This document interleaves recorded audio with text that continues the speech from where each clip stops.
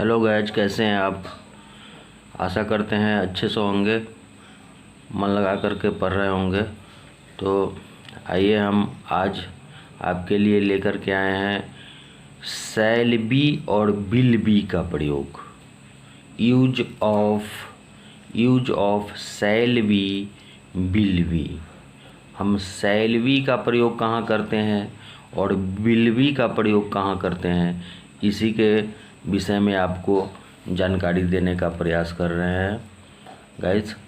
तो कहना है कि अगर वीडियो अच्छा लगे तो लाइक कीजिए। चैनल पर नए हैं तो अभी तक आपने सब्सक्राइब नहीं किया है तो चैनल को सब्सक्राइब कीजिए। तो चलिए शुरू करते हैं वीडियो। शैल बी और विल बी का प्रयोग हम कैसे समझेंगे कि कहाँ पे शैल बी का प्रयोग करना है, कहाँ पे विल बी का प्रयोग करना है, तो उसी के विषय में हम कुछ जानकारी देते हैं आपको और ट्रांसलेशन बना करके भी आपको बताएंगे। तो देखिए, जब वाक्य के अंत में गागे गी रहे, जब हिंदी वाक्य के अंत में गा गी गे हो और वाक्य का भाव से स्पष्ट हो कि दी गई स्थिति भविष्य में अस्थायी रूप से बनी रहेगी, तब हम शैल बी या विल बी का प्रयोग करते हैं। एक बार फिर से देख लेते हैं। जब वाक्य के अंत में गा गी गे हो और वाक्य के भाव से स्पष्ट हो कि दी गई स्थिति भविष्य में अस्थायी रूप से बनी रहेगी, तब शैल बी या विल बी का प्रयोग होगा। और कहाँ पे हो गया, किस नंबर के अनुसार होगा, फर्स्ट पर्सन के अनुसार होगा, थर्ड पर्सन के अनुसार होगा, सेकंड पर्सन के अनुसार होगा। तो देख लीजिए, शैल बी और विल बी का प्रयोग हम जो करते हैं सामान्यतः आई और बी के साथ शैल बी का प्रयोग करते हैं।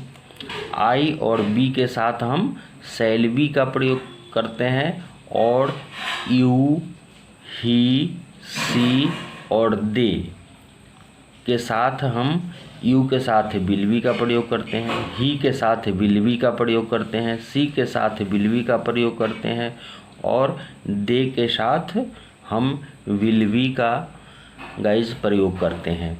आशा करते हैं वीडियो समझ में आ रहा होगा। शैल बी और विल बी का यूज। तो चलिए हम आगे देखते हैं और इसका क्या नियम है समझने का कोशिश करते हैं और कुछ हम आपको इसी के अनुरूप कुछ ट्रांसलेशन बनाने का प्रयास करते हैं, आपको बना करके दिखाते हैं किस तरह का कैसे यह ट्रांसलेशन बनेगा। तो हिंदी वाक्य है, मैं खुश रहूँगा।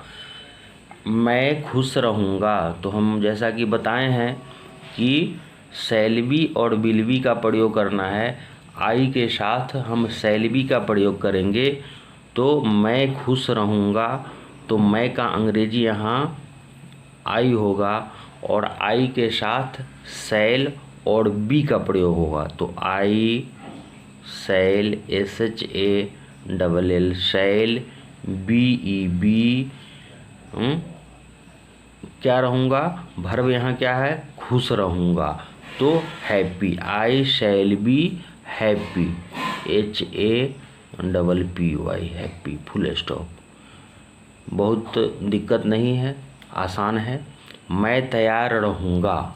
मैं तैयार रहूँगा तो शैल बी का प्रयोग रहेगा और रहूँगा का अंग्रेजी रेडी होना, तैयार का अंग्रेजी रेडी होना होता है। तो I shall SHALL shell BEB और रेडी READY। इसी तरह से हम शैल बी और विल बी के प्रयोग के माध्यम से हम ट्रांसलेशन बनाते हैं। जैसे अगला वाक्य है, हम लोग भूखे रहेंगे। तो हम लोग का अंग्रेजी आप जानते हैं WEB होता है और बी के साथ हम शैल का प्रयोग करते हैं SHALL शैल और बी का प्रयोग होगा BEB। वी शैल बी भूखे रहेंगे तो हंग्री HUNGRY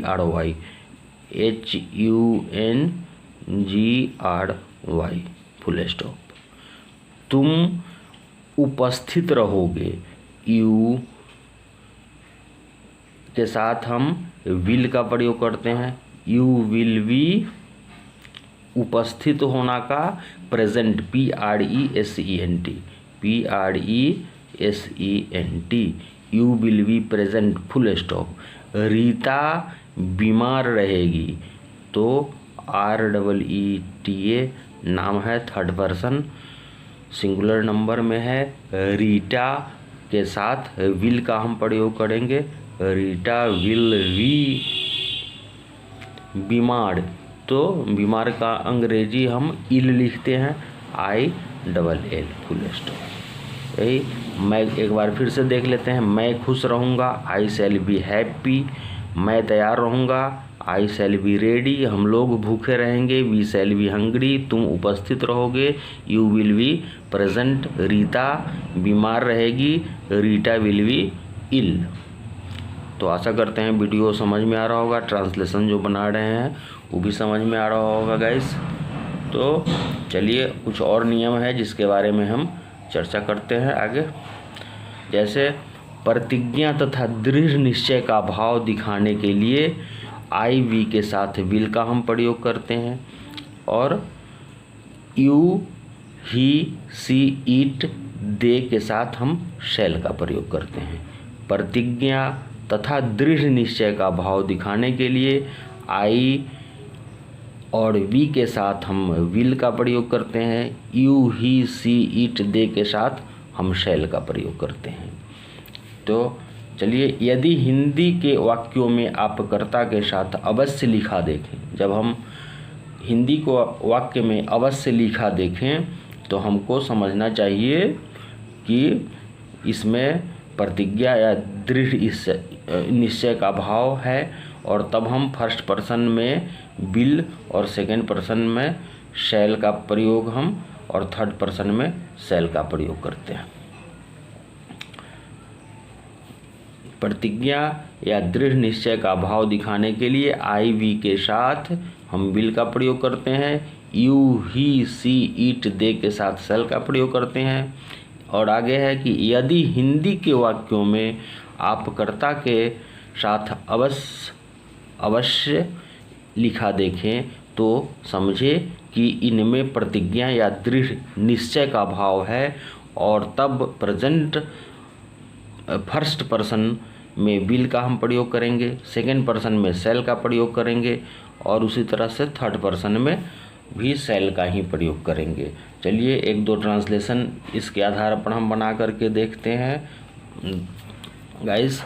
जैसे मैं अवश्य तैयार रहूँगा, I will be ready। मैं अवश्य तैयार रहूँगा, हिंदी का वाक्य है मैं अवश्य तैयार रहूँगा, तो मैं का अंग्रेजी I के साथ कहता है, नियम है कि I के साथ विल का हम प्रयोग करेंगे,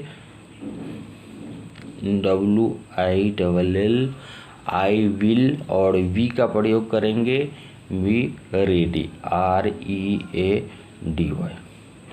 वे लोग अवश्य उपस्थित रहेंगे, तो वे लोग का अंग्रेजी दे के साथ यहाँ पे हम शैल का प्रयोग करेंगे, तो THEY, they shall be,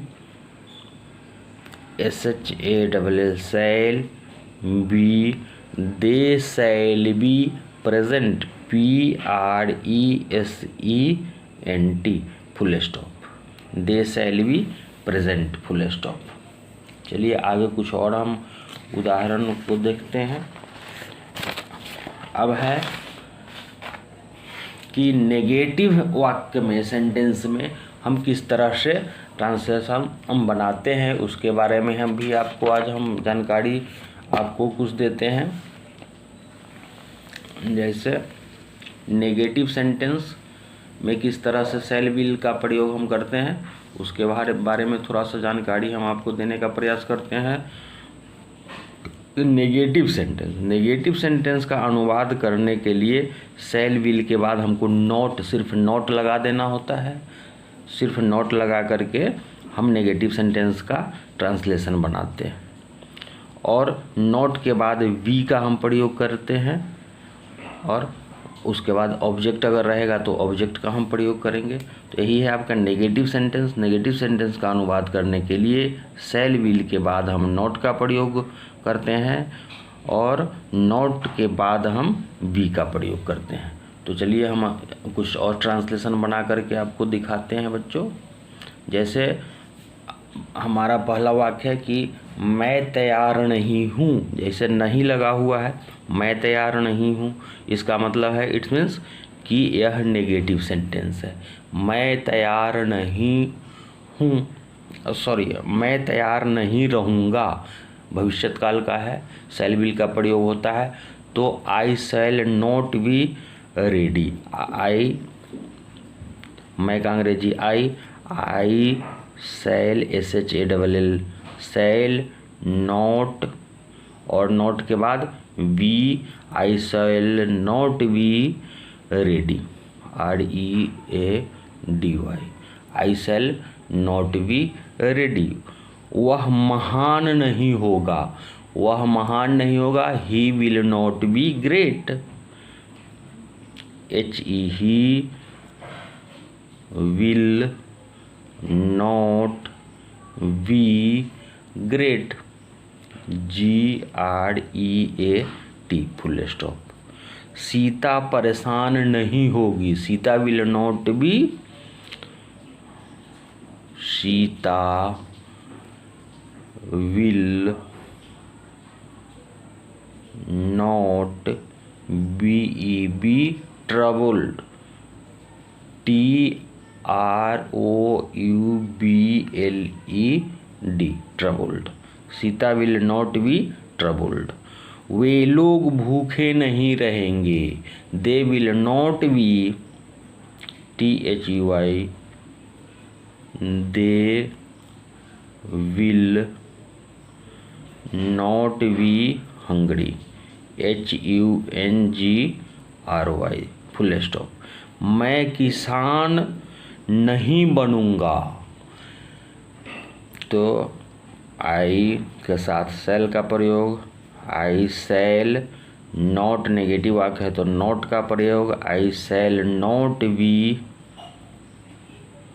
a article देना पड़ेगा, I shall not be a farmer, FARMER, farmer, full stop. ये हम यहाँ नेगेटिव सेंटेंस का ट्रांसलेशन बना करके देखें किस तरह से शैल का प्रयोग और कहाँ पे विल का प्रयोग होता है दोस्तों। तो अब आइए नेगेटिव हो जाने के बाद हम इंट्रोगेटिव के बारे में भी आपको कुछ बताने का प्रयास करते हैं कि इंट्रोगेटिव सेंटेंस में शैल विल का प्रयोग कहाँ पर होता है। इंट्रोगेटिव सेंटेंस का मतलब है प्रश्नवाचक वाक्य। इंट्रोगेटिव सेंटेंस मीन्स प्रश्नवाचक वाक्य। तो नियम है, प्रश्नवाचक वाक्य के शुरू में यदि क्या लगा रहे तो आप अनुवाद की शुरुआत सब्जेक्ट के अनुसार शैल या विल से करेंगे, यानी कि हम शैल या विल से ही ट्रांसलेशन बनाने का शुरुआत करेंगे। जहाँ पे शैल लगना होगा वहाँ शैल लगाएंगे, जहाँ पे विल लगाना होगा वहाँ पर विल लगाएंगे, लेकिन हम शुरू शैल या विल से ही करेंगे। अब किस तरह का वाक्य है कि क्या राम तैयार रहेगा, ये इंट्रोगेटिव सेंटेंस माने प्रश्नवाचक, क्या से शुरू हो रहा है, तो यहाँ पे क्या से शुरू हो रहा है इसका मतलब है कि क्वेश्चन है, तो लास्ट में हम क्वेश्चन मार्क देंगे। तो क्या राम तैयार रहेगा, तो हम शैल या विल का प्रयोग करेंगे। तो राम है इसलिए Ram third person singular number में है, तो इसके साथ हम विल का प्रयोग करेंगे, तो हम स्टार्ट ही करेंगे विल से। जैसे WILL, will Ram, RAM, Ram, will Ram, और विल भी लगाना है हमको, विल राम बी रेडी, तैयार होना का रेडी, READY।